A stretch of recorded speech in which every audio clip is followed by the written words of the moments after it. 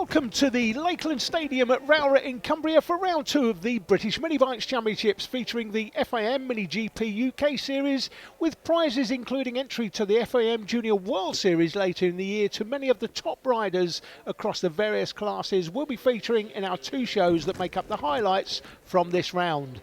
The racing will be coming at you thick and fast, starting with our opening races featuring the youngest riders in the paddock, starting from 6 years of age. It's the Mini Moto Rookies class up first, and here are the grid positions with my colleague Jake Sanson giving you the full rundown. Jake. The Mini Moto Rookies at Rowrah. I'm really excited about this one. Tommy Williams and Emilio Pereira on the front row from Reed Saxelby and Finley Stiles, then Austin Dilks and Randy Carter, Taylor, Adasic, and then at the back end of the grid we've got Charlie Bunn and Oscar Rowland. It's going to be a fabulous battle out there on the course for these 12 young riders. Watch out for Henry Cooper and Charlie Bunn as well. They'll want to try and charge their way through from the 5th row as under starters orders we go, and it's a cracking start from Tommy Williams. He's managed to get just slightly in front there of Emilio Pereira. So they work their way through, up through the first part of the course and up to McRae's. This is where things are going to get very interesting on the opening lap. Perfect day for it as well. No greasy conditions at Rowrah. It can get treacherous here at the best of times, but perfect conditions for our young riders, with Finley Stiles, the young man from Alloa in Scotland, trying to work his way through. He's currently up to P4, just in behind Reed Saxelby. Yeah, the timing on the left is not picking up the transponders from Williams out front. That's definitely Tommy Williams leading, and that is definitely, as we have a look at the picture of Austin Dilks there, the man from Mansfield, it's definitely Pereira in second and Saxelby third, Jake. So Saxelby really trying to take on Emilio Pereira, hoping for an opportunity as they work their way up towards St John's. Bit of a wide trajectory there from Pereira, but he tucks in now behind Williams again. A little bit of breathing space between the 2 riders. That will definitely give Williams a little bit of burst of confidence. Saxelby, Stiles, Carter and Dilks giving chase to the 2 leaders. Then Freddie Taylor, then Joey Adasic. And so they're going to be working very hard as they come through. The end of the first lap, perfectly clean start then for the second of the Mini Moto Rookies races of the weekend. 3 in total, 13 laps remaining of this battle, and it's all going to be about maturity and discipline. Right, it looks as though the transponders have finally started to play ball for Tommy Williams and Emilio Pereira, so we can now follow them on. And in terms of lap time, well, at the moment, it's obviously officially showing that Reed Saxelby has the fastest lap of the race. But once Williams and Pereira's transponders are back up to speed, we'll have a bit more of an opportunity to see who's going well. This is James Dermott having a good battle with Joey Adasic now. That's for 8th position we just saw there on the drone.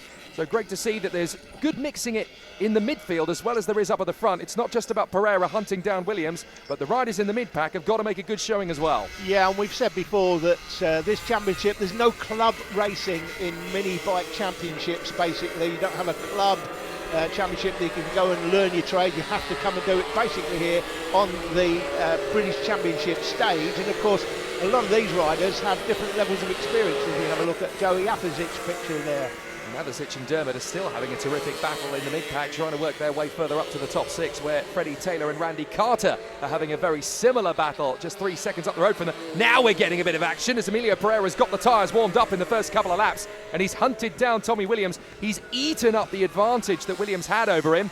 They go through Iredales, in through the hairpin, and down that back straight alongside the beautiful lake that resides next to the quarry. So as they battle away, Emilio Pereira just needs to take his time about getting a little bit closer in each of the braking zones, just waiting for the opportunities.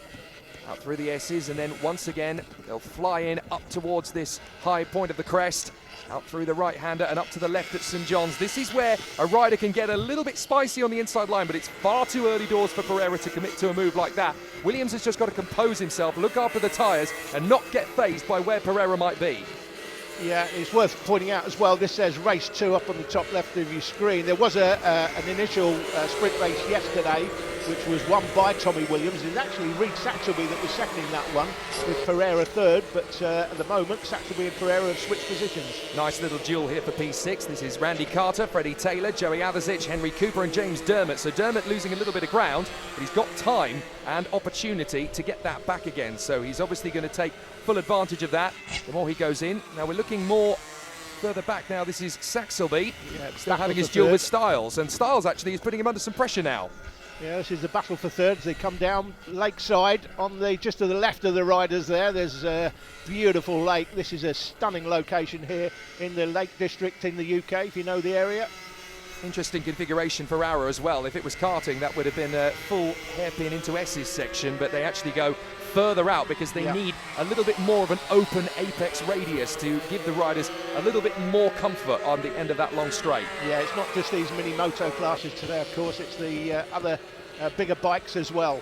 Into the last lap then, Tommy Williams ahead of Emilio Pereira, still having kept it nice and tidy. And on the last lap, Williams has actually opened up the fastest lap of the race, a 1:0.7. And look at the wobble that we just saw from Emilio Pereira. You can see just how committed he is to try and get underneath him. Clouds coming over the circuit as well. That will make the circuit just a little bit cooler in the last lap. There might just be a chance for Pereira to hoodwink Williams when he's not expecting it, and you can tell from the body language of Pereira on the bike that he is absolutely stretching his limits here, trying to find that little bit extra on Tommy Williams in the final lap. Out through the hairpin, up towards the top of the crest again, and Tommy's just very, very even with him in terms of each sector, each corner. He's matching him for every radius at the moment, not really going to cause himself any harm or any delay.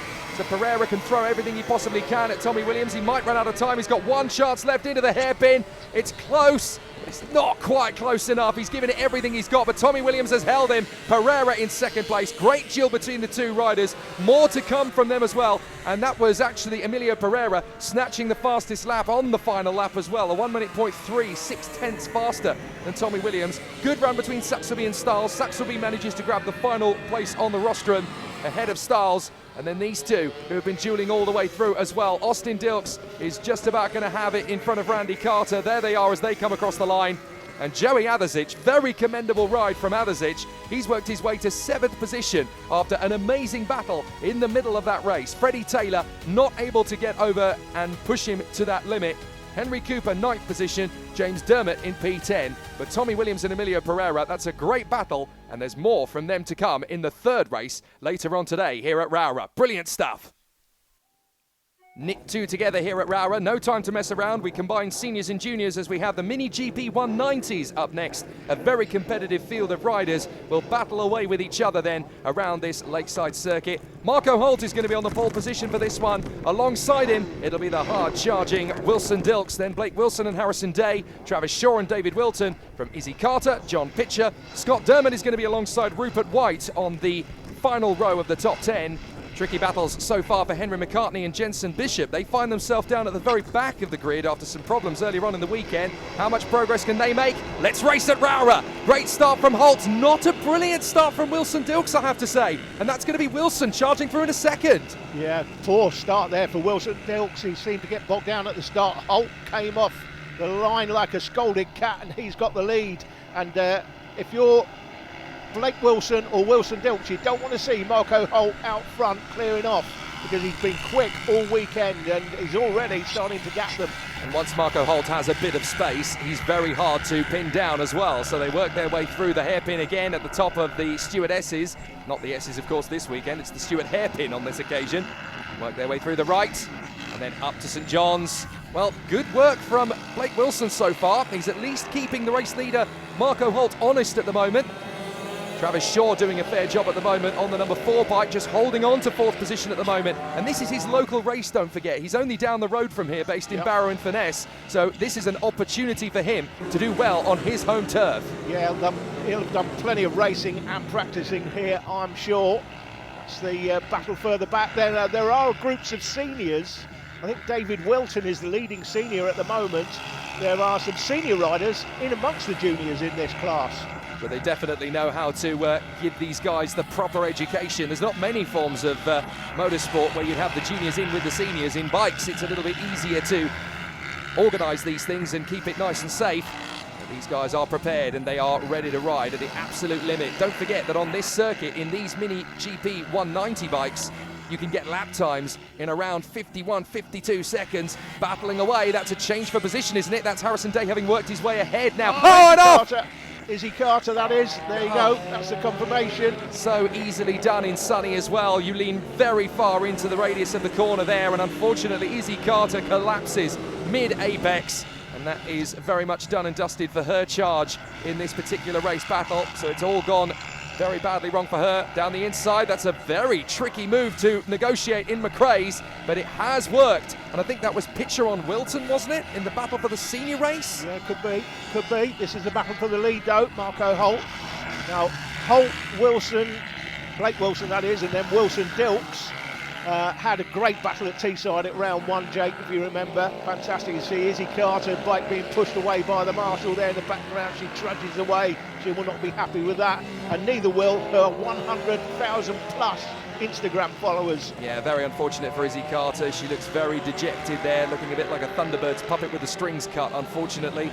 Very unfortunate for her, but let's see if she can pick it up and get it back together again for race 3 later on. Marco Holt, Blake Wilson and Wilson Dilks in the top 3 at the moment. This is for 6th place. We come back to this battle between Pitcher, Wilton and Dermot. Now David Wilton, goodness me, he's had a trek to get up here all the way up from Great Yarmouth in East Anglia. That's a trip. That is a trip, so hopefully it's going to be worth it for him. Certainly battling away for the senior podium at the moment though. Out in front, Marco Holt has broken into the 48s. Goodness me, he is lapping very quickly around this Rowrah circuit. And now a 48.7 comes in from Marco Holt. Has Blake Wilson got anything left in the tank to keep up with that? He's about half a second to 0.6 of a second away from it per lap at the moment. That just shows you how authoritarian Marco Holt's ride currently is. This is the battle for 6th place. It's Pitcher now in 6th for David Wilton and Scott Dermot. More racing coming after the break.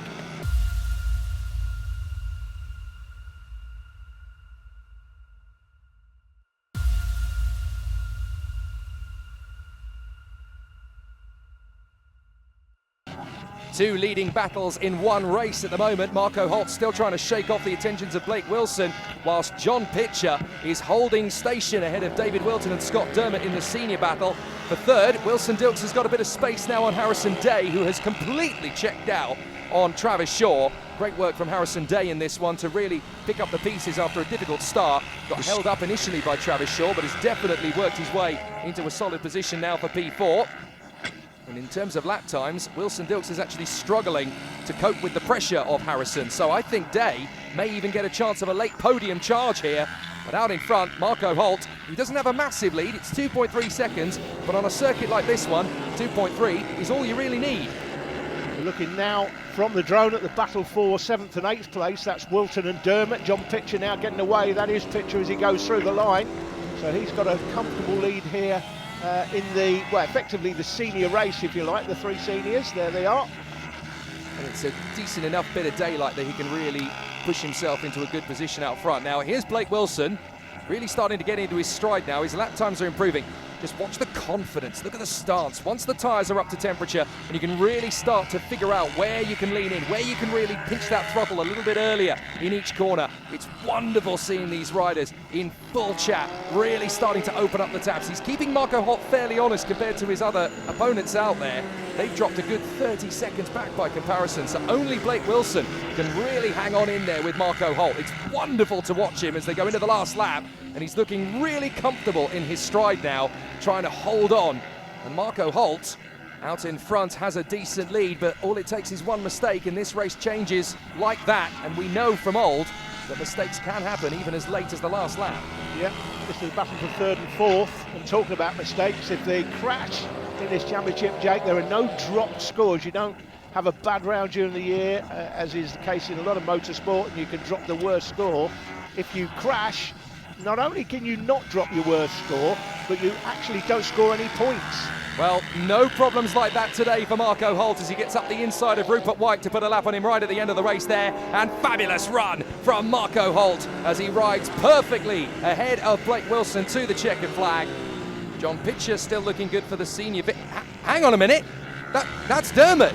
Dermot's got Wilton on the last lap. It's happened outside the view of the cameras, but that is definitely Scott Dermot. Now in 2nd position ahead of David Wilton, so he's nailed him on the last lap. What did I tell you? You've just got to keep pushing. You don't know what's going to happen on the last lap. And that is a legitimate steal of 2nd place in senior for Scott Dermot ahead of David Wilton. So in junior, it's Marco Holt from Blake Wilson, with Wilson Dilks holding off Harrison Day and Travis Shaw. Pitcher gets the win in senior ahead of Dermot, who's still 2nd on the last lap from David Wilton, with Rupert White. Izzy Carter hoping to bounce back later on in race number 3. If you thought that you'd seen the best of Marco Holt, think again. We've got more great action for him in the official FIM Mini GP UK class. He's alongside Henry McCartney on the front row, Blake Wilson and Arnie Carr, then Jensen Bishop, Annabelle McCarthy, Marshall, Izzy Carter and Oliver Pitcher. Off we go, straight away to the first corner.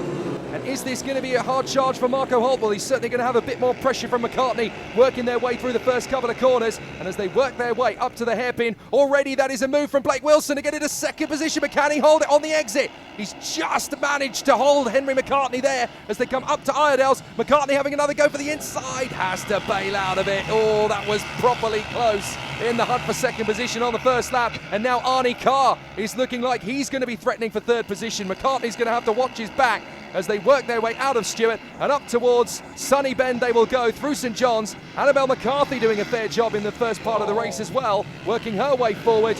And it looks as though we're going to have a very tough battle for the top spot. McCartney not waiting around, making a big bid on the inside of Blake Wilson. Has he been able to get through in a second position? Side by side, almost clattering into each other. And that's McCartney through in a second place in front of Blake Wilson. Problems for Marco Holt of a point he can't really do anything about. His transponder isn't working at the moment, but McCartney is certainly through in a second ahead of Wilson, Carr and Jensen Bishop.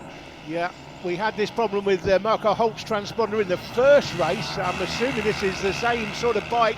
It's the same bike he's using. It's still got the same transponder issue, unfortunately, but he's definitely leading there, Jake. But not by much. Look, McCartney and Wilson are not letting Holt get away this time. Marco Holt had all his own way in the previous 190 race, but this is absolutely astonishing, and the fastest rider out there at the moment is Blake Wilson at 51.52, and he's definitely challenging McCartney. Jensen Bishop's doing a fair ride as well. Fifth position for him currently behind Arnie Carr, having got past Annabelle McCarthy and Izzy Carter. But this is very tough stuff indeed as they work their way forward. McCartney sets the fastest lap on that tour. Marco Holt's transponder worked as he went through the line that time, so all the 9 riders in this one are listed on the left of your screen. Well, McCartney will have done the homework here and watched Marco Holt. Did you see how close he got to the rear wheel as they came through Iredale's? Absolutely charging. He was looking for a switchback manoeuvre there as they come out of Stewart, back on the throttle. Lean right, hug the curb on the left and then plough through St John's on the right side into Sunny Bend. And this is where the bike can really start to get away from you. The pressure cooker can really start to broil as well. It's going to be very interesting. Arnie Carr just dropping back a little bit. Jensen Bishop holding his nerve there in P5. A little bit of daylight, of course, between himself and McCarthy and Marshall further back, who's just got past Izzy Carter, by the way. Looks as though Oliver Pitcher's had a problem already out of the race. Not entirely sure he even started it, sadly. But Marco Holt now gets back the fastest lap of the race, a 48.60 compared to Henry McCartney on a 48.74. They're trading fastest laps, dropping Blake Wilson, and this is where the grudge match between Marco and Henry is going to be absolutely fever pitch. Out through Stewart, back on the throttle again. Lean right, lean left, hug the apex. Marco Holt in another decent lap the last time around, 48.59. He really is pushing this. He feels he's got everything he can possibly achieve here at the moment by holding Henry McCartney at bay. But McCartney has still got a few tricks up his sleeve. How close was that to the edge of the road for Wilson? Goodness me, Blake Wilson really trying to stretch it as well. But he's just not able to match the lap time pace of Holt and McCartney. They are still looking good for third position on the number 8 crew, but Holt and McCartney have got this race very much controlled out front. Has McCartney got anything left? Because Holt is starting slowly to stretch that gap away. Here's Blake Wilson further into the race, still in P3, just trying to hang on to Holt and McCartney with those final few laps approaching. It's going to be tight though between McCartney and Holt. If Holt can just keep this sturdily going on through, and he's definitely matched the guy from Sevenoaks. Pushing hard, McCartney doing everything he possibly can, but Marco Holt definitely very much controlling the pace of this race. Lapping Izzy Carter as they come up to the hairpin. Oh, hang on a minute. Bit of engine braking perhaps from Marco Holt. Yeah, well, his left leg definitely wasn't on the brake pedal, was it? So that had to be a bit of engine braking. Shook his head as well. Locked the rear up slightly, but no damage done. Still running, and a comfortable lead here. 2.3 seconds clear of Henry McCartney. Has the man from Sevenoaks got anything left in this race?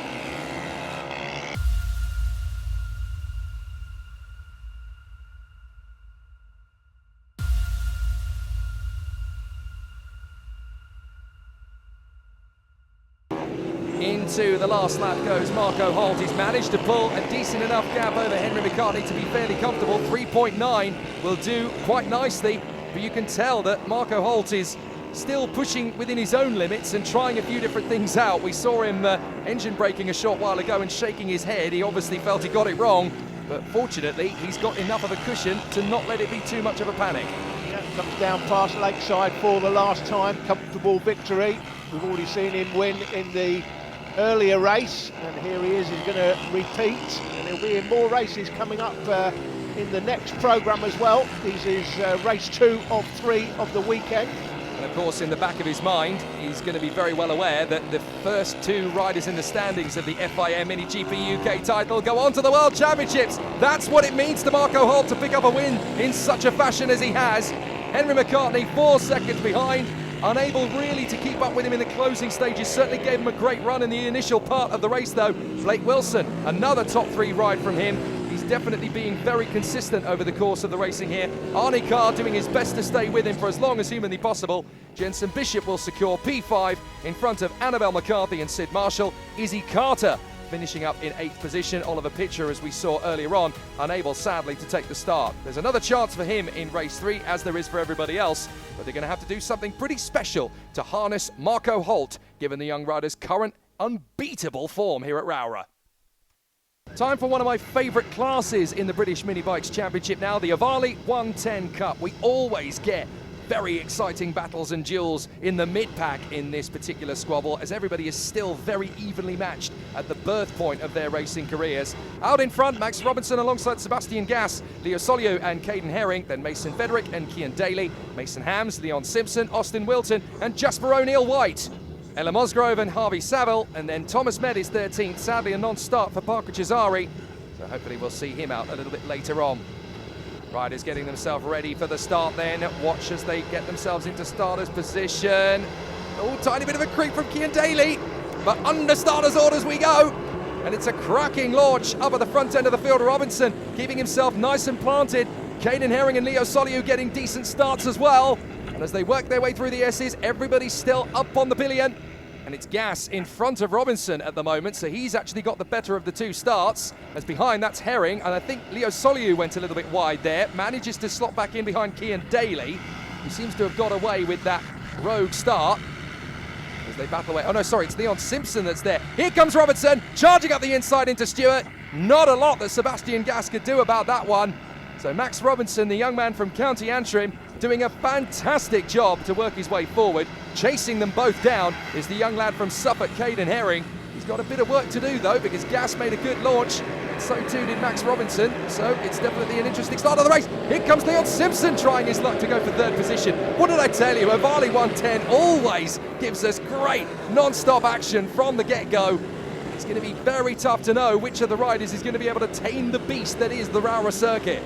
Leo Soliu there pictured, the man from Bourne in Lincolnshire. He's in the top 5, but there's a distinct battle here for 3rd place, and here it is as they went through the line. So Max Robinson and Sebastian Gass's transponder now working.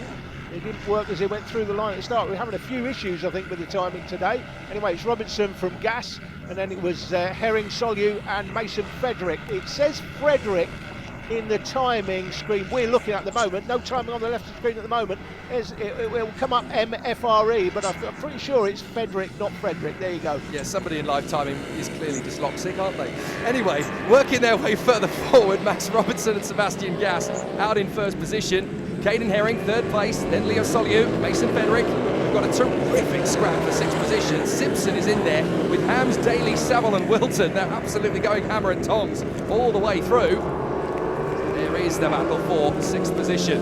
Mason Hams really trying to put pressure on Leon Simpson, and Cian Daly, the man who just about stopped himself from leaping forward at the start there, managing to be right in the middle of that gaggle of riders. Look at the assertion from Leo Soliu as he went out of Iredale's, definitely giving pressure now to Caden Herring. There might be a chance of 3rd place. He's thinking better of it. He's going to be a tactician here, Leo Soliu, just waiting for the chance to come through. A little bit hesitant on the throttle from Caden Herring. That might be enough for Soliu.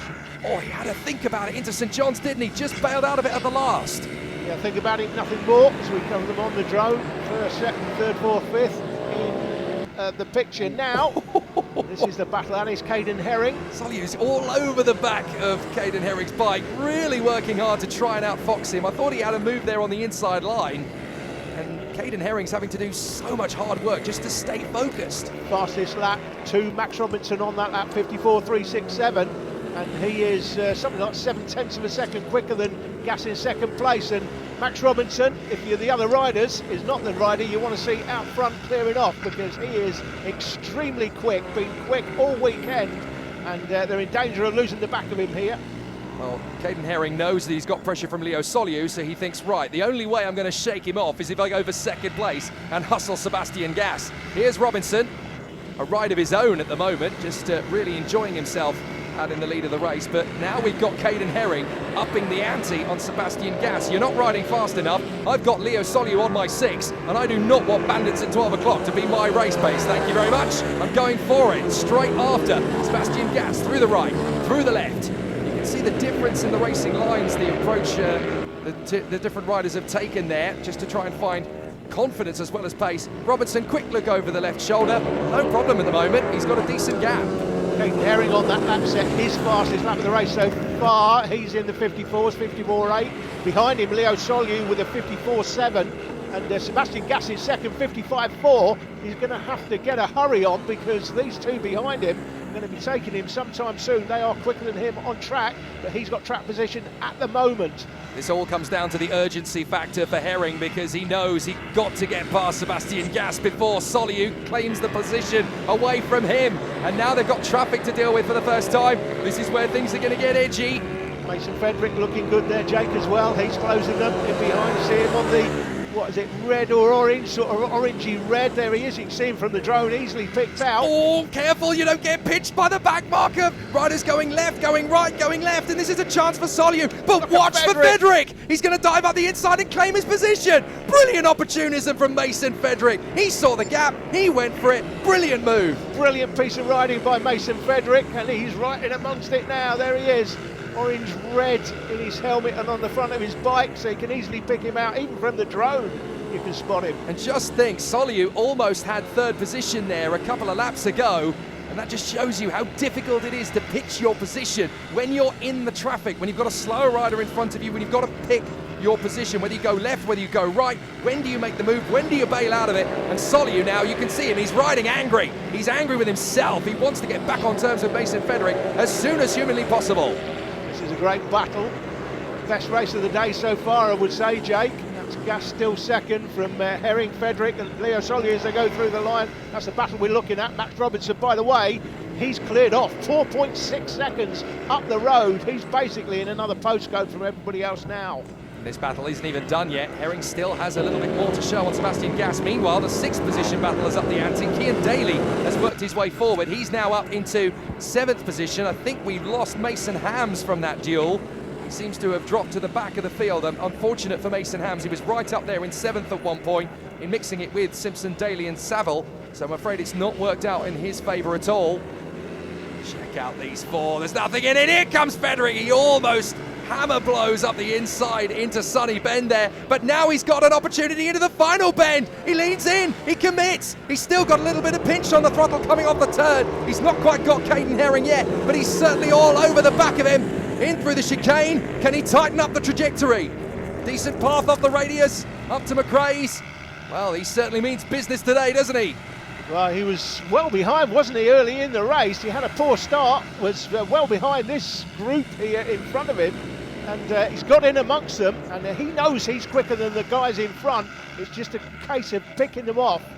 But as you said before, Alan, there are no club races at this level. There's no opportunities to be the king of your own local circuit. You've just got to go in hungry at British Minibikes level and prove your worth. So the confidence of Mason Frederick getting through there on Leo Solyu, that will have done wonders to his mentality, to his focus, to think, right, I can get him, I can now get the others. And suddenly he has surged his way forward. He's trying to get again up in the final bend. Go Mason, give it everything you got, mate.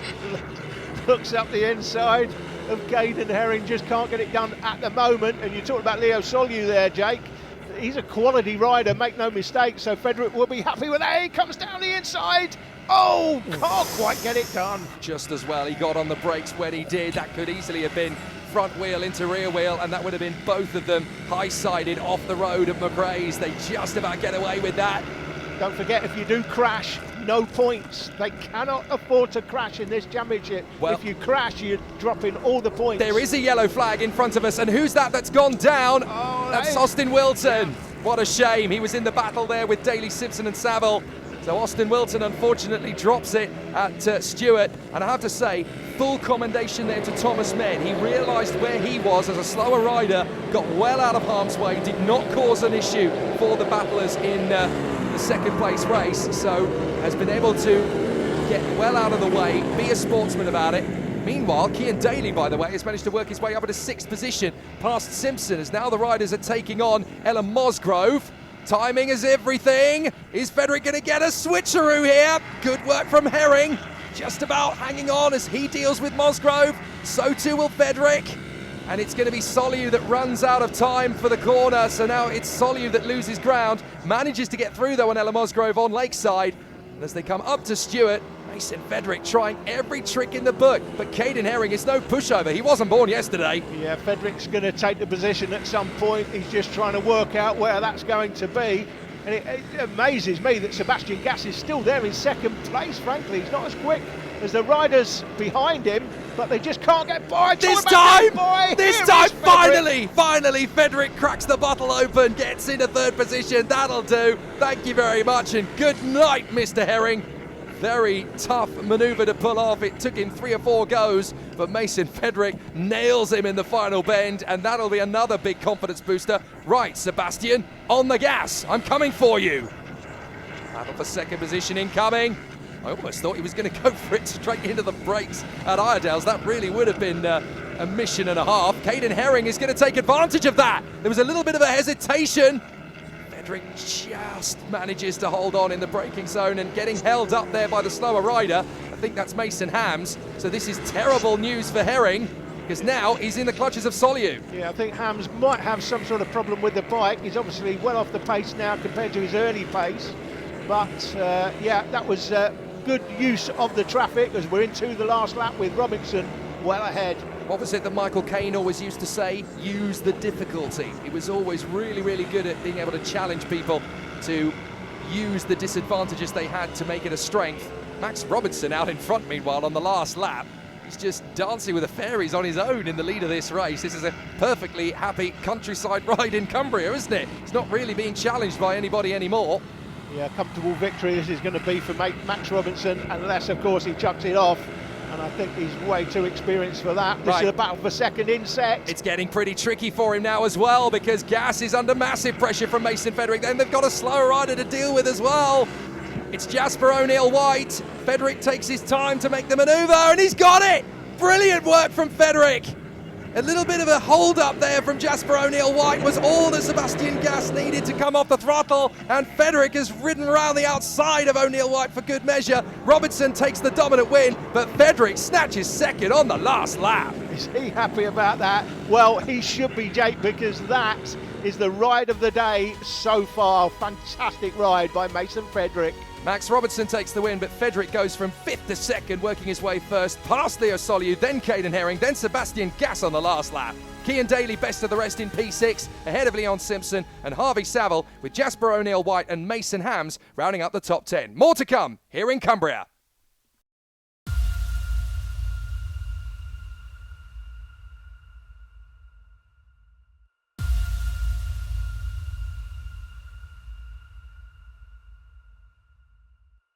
Back into the action we go here at Rowrah in Cumbria, and it's the official FIM Mini GP class for 160. Frankie Watson and Tyler Humphreys on the front row from Hudson Cooper and Wilson Dilks. Then Dan Stevenson and Joe Herring from Chloe Gleeson and Ollie O'Gorman. Lucas King and Joe Cooper round out the top 10. But there's talent further back as well. Leo Soliu and Max Robinson are back on the grid again. Ollie Everts and Leo Hams will take the start. Harry Rafferty and Lucy Curtis, sadly, will not. But who's going to get the best start? Frankie Watson wants to make a decent launch forward, but that is an absolute charge from the 19. No problems at all for Tyler Humphreys. He launches forward. The Scotsman hits the top of the deck as they work their way through the first chicane. Hudson Cooper putting himself up to 2nd position as well. Not quite the start that our pole sitter Frankie Watson wanted. So as they work their way forward, Watson's got a bit of work to do from third position. They come out of McRae's, out of Iredale's, along Lakeside, and it's already a pretty clean start. I have to say, well done to everybody. So Tyler Humphries, Hudson Cooper and Frankie Watson, that's your top three at the moment. And with Watson having started from pole position, expect him to retaliate here. He is not going to sit around in third position waiting for the checkered flag. He's going to be pushing and pushing hard. No, this could be a close race. Hudson Cooper in the mix, and it's good to see Hudson back after his big crash at Teesside. It was good to see him on social media, letting everybody know that he was okay after the race, because that was a big one there. Wilson Dilks pushing hard as well to keep himself in the mix of this one. Humphries is your leader, then Cooper, then Watson, and then Wilson Dilks. Josh Herring doing a fair job in fifth position now. Chloe Gleeson having a good ride so far, looking at P6 for the moment. Leo Soliu and Max Robinson, who were stars in the previous race of our programme, right up there in the mix as well, trying to work their way into the top 10. But certainly for the moment, Humphries has got the measure of Cooper. What about Watson and Dilks? They are getting closer to each other, so Frankie Watson has actually lost a bit of ground here, as the teammates, Humphries and Cooper, are having a solid ride of it up in front. Looking very sturdy at the moment as they go through Sunny. And Frankie Watson, has that dropped him down to fourth position? I think Wilson Dilks may have got through there into third place on Frankie Watson. So not the best of starts to the race then for Watson. Yeah, indeed. Watson's having to come back at him into third position into the first chicane. Did he finish that move off on Wilson Dilks? Think he might have been able to. Certainly an easy run up the inside line. Timing's frozen, Jake. The timing's frozen. Oh, it has. Currently, so we've got no timing. But I think Watson is just caught up, in fact. And it is Watson in front. He has got through into third place, so thank goodness for that. He was able to keep it together, and that was a tricky move to pull off into the first corner. Goodness me, Tyler Humphries, not just flirting with the white line, he was almost in a relationship with it as he went through there to the braking zone. That could have pitched him very fast off the bike. Goodness me. Surprising to see Max Robinson down in 12th place, Jake. We saw on the grid he was starting down the field in this one. We've just seen him comfortably win the 110 race. But of course, these are different bikes, different weights of bikes, different levels of experience, and he's not having the best day of it so far in this class. And they're very different bikes. I mean, everybody thinks, oh, racing a bike is racing a bike, but no, they do handle very differently. The change of the weight, the change of the horsepower, the change of the tyre profile, it makes such a big difference. Yeah, this is one of those classes where I think the top two, I believe, go through to the World Championships at the end of the season. So this is a huge class for the championship, British Minibikes Championship, featuring the Mini GP UK Series, and of course that the Ohvale classes, these Ohvale bikes, all part of the World Championships later in the year. And it's all the road to Moto GP, of course, for these riders. They want to be superstars of the future. Here comes Frankie Watson. He wants a little bit more from this race, and he's going to steal second. Beautiful run. He's definitely got himself back up to speed now, up the inside of Hudson Cooper. That'll do nicely for Frankie Watson into P2. Has he got time to close in on Tyler Humphries? They're now on lap 5. He's certainly got time. Whether he's got speed and opportunity, that's the next task. This is the battle for 8th place we're looking at from the drone as they come through turn 1, through the S's effectively, the bus stop, call it what you will. Battle's continuing on here as we watch our race leader, Tyler Humphries. Ollie O'Gorman just losing out to Leo Soliu in their battle for the top 10. Ollie O'Gorman, of course, the younger brother of Casey, who is going to be a megastar in years to come. Right, a little further back from those two, though. This is the battle for 11th, and this is raging at the moment. It's not just about what you do when you're winning, it's about what you do when you're not, and you've got to try and beat your opposition. Max Robinson, Leo Hams, Ollie Evans, Joe Cooper, and they are not relenting. This battle just will not die. Yeah, we saw Robinson win comfortably in the 110 class. He's battling here for position, but he's battling for 11th in this one. Leo Hams just about hanging on in front of Ollie Evans, who thinks better of a do-or-die manoeuvre into Iredale's. They go along Lakeside. Watch for Joe Cooper. He's not letting them get away either. Up the inside, can Evans have a think about it? It's just too big a commitment. That's the thing. When you've only got that much space to play with, that kind of corner, it closes quite quickly on a bike. And you just don't want to take that big a risk, especially when you've got so many more laps to go. But this battle still increasing. Max Robinson's actually starting to stretch away a little bit from these three. So Everts wanting to have a go, and here come the leaders. This is where things can get a bit tricky for Tyler Humphries. Timing is going to be everything because he's got Everts and Cooper having a great duel. Further up, we've got Lucas King now having been caught by Leo Soliu, and Ollie O'Gorman is just waiting in the wings to see if these guys clatter into each other. But this is tricky for Tyler Humphries. First he deals with Joe Cooper. Take your time, don't rush this. These two are battling, hammer and tongs. Hams and Evitts. He's going to take on Evitts first and nearly goes into the side of Leo Hams on the exit. Goodness me. It's good riding. It's good riding. Very confident riding as well for the race leader. He's got to get through the traffic. How you deal with the traffic that can win you and lose your races. With Max Robinson. This will be an unusual moment for Max Robinson. He was winning earlier and now he's being lapped. Beautiful, beautiful riding. To be fair to Humphries, he has lost a little bit of time to Frankie Watson in the traffic, but nowhere near enough to be panicking. Watson is still there or thereabouts. 1.2 or so, 1.1 seconds. It's 1.2 on this lap, but Watson needs to keep the faith here. He's going to be the next one to take on Max Robinson. Plenty of speed through the S's. Job done. Now, is there time to take on Tyler Humphries? I don't think he's close enough to him, frankly, Jake, with the amount of time left. What, 3 laps when they went through the line last time, and I think that's too big a gap to make up unless the race leader makes a mistake. We're into the last lap now. And Tyler Humphries has got plenty of space over Frankie Watson, who's keeping him as honest as he can.